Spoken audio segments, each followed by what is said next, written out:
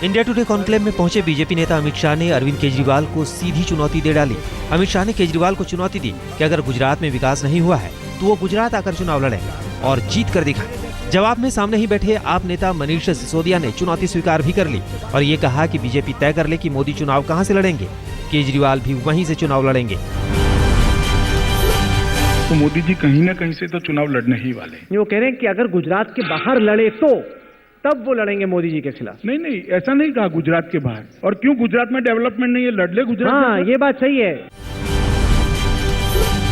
बिल्कुल, मैं तो चाहूंगा कि वो लड़ लें, बाकी पार्टी और अरविंद तय करेंगे, क्योंकि गुजरात ये कानपुर की रैली। अरे भाई आप लड़ लो। बिल्कुल बिल्कुल, कानपुर की रैली में हमने कहा था, हमारी पार्टी के कई नेताओं ने वही एंडोर्स कर दिया।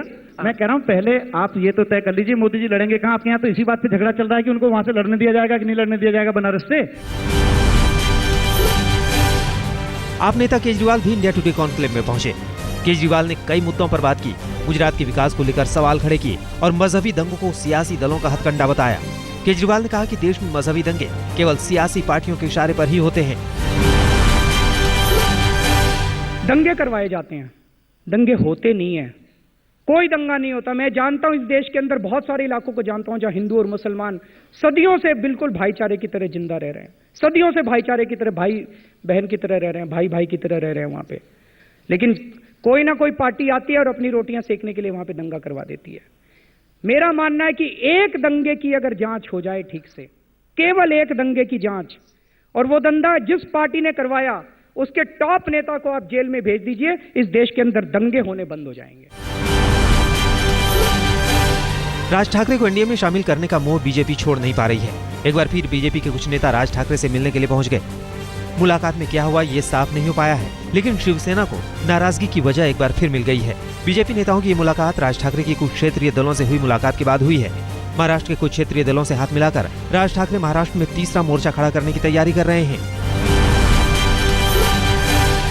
बीजेपी के पीएम पद के उम्मीदवार नरेंद्र मोदी की लिखी किताब का शुक्रवार को विमोचन हुआ। विमोचन आध्यात्मिक धर्मगुरु श्री श्री रविशंकर ने किया।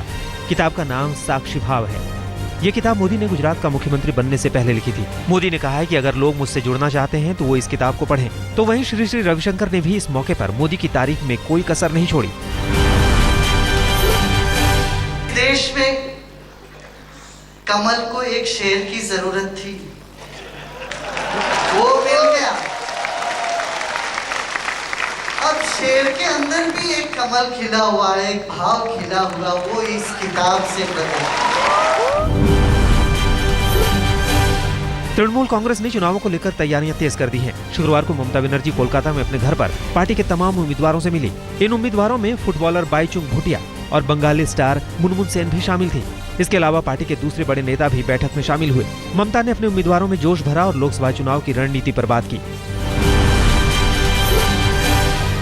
आरजेडी नेता रामकृपाल यादव के सुर बदले बदले नजर आने लगे हैं। टिकट कटने के बाद रामकृपाल यादव के आरजेडी छोड़कर बीजेपी में शामिल होने की खबरें आई थी।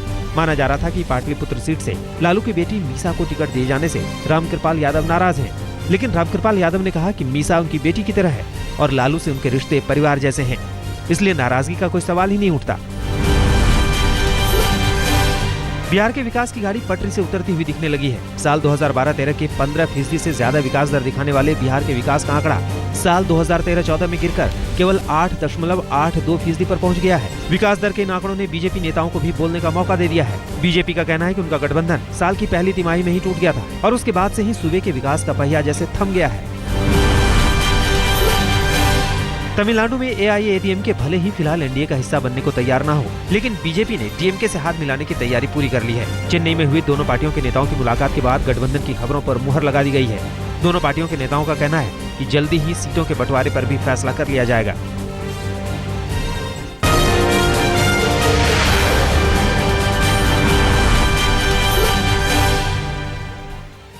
यूपी पुलिस एक बार फिर सवालों के घेरे में है। बागपत में क्राइम ब्रांच के दरोगा पर एक महिला ने बलात्कार का आरोप लगाया है।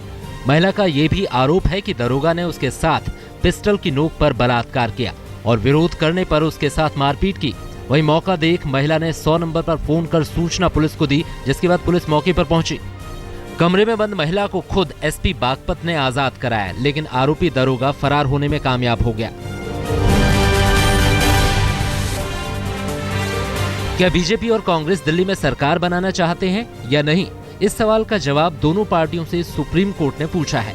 आम आदमी पार्टी की याचिका पर सुनवाई के दौरान कोर्ट ने इस बात को भी माना कि राजनीति में किसी संभावना से इनकार नहीं किया जा सकता। केंद्र सरकार ने कोर्ट को जवाब देते हुए पहले ही ये कह दिया है कि दिल्ली में तुरंत दोबारा चुनाव कराना ठीक नहीं होगा। केंद्र ने एलजी की गिनाई तमाम वजहों को भी सही ठहराया है।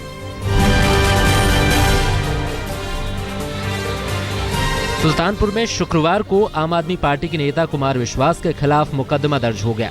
कुमार विश्वास के खिलाफ चुनाव आचार संहिता के उल्लंघन का मामला दर्ज हुआ है। कुमार विश्वास कुछ मजदूरों को साथ लेकर अपने काफिले के साथ डीएम से मिलने पैदल जा रहे थे। उसी वक्त एसडीएम ने उन्हें रोकने की कोशिश की और दोनों के बीच तीखी नोकझोंक भी हुई।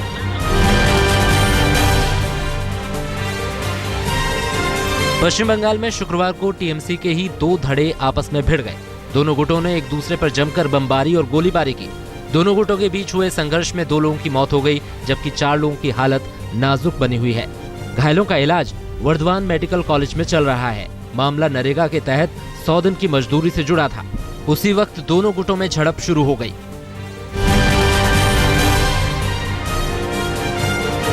महाराष्ट्र में विदर्भ की अमरावती सीट से एनसीपी उम्मीदवार नवनीत राणा ने सोशल नेटवर्किंग साइट्स पर उनकी आपत्तिजनक तस्वीरों को लेकर शिकायत दर्ज कराई है। साउथ इंडियन फिल्मों की मशहूर एक्ट्रेस नवनीत राणा का आरोप है कि उनकी मर्जी के बिना उनकी कुछ आपत्तिजनक तस्वीरें उनकी छवि खराब करने के मकसद से सोशल साइट पर फैलाई जा रही हैं।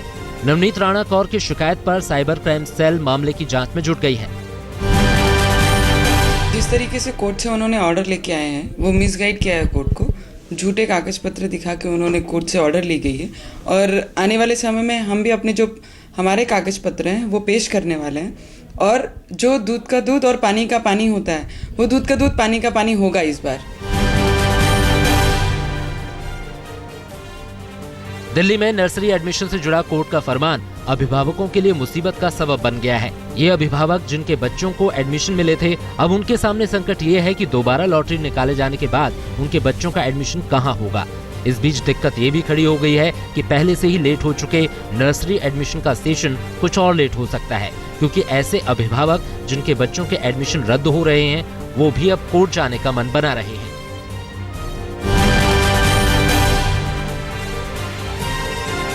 बॉलीवुड स्टार विवेक ओबेरॉय ने कुछ गरीब लड़कियों की पढ़ाई का खर्च उठाने का फैसला किया है। विवेक ओबेरॉय दिल्ली के एक मॉल में महिला सशक्तिकरण पर हुए कार्यक्रम में पहुंचे थे।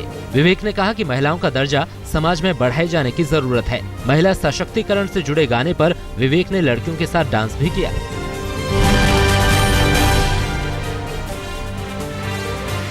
कारोबारियों की संस्था confederation of all India traders association voting के लिए कारोबारियों को प्रोत्साहित करेगा। इसके लिए संस्था देश भर में कैंपेन की शुरुआत करने जा रही है। कैंपेन में देश के 1500 बड़े कारोबारी संगठन हिस्सा लेंगे। संस्था कारोबारियों को एकजुट करने के अलावा इस बात के लिए भी कोशिश करेगी कि कारोबारियों की राजनीति में हिस्सेदारी बढ़े।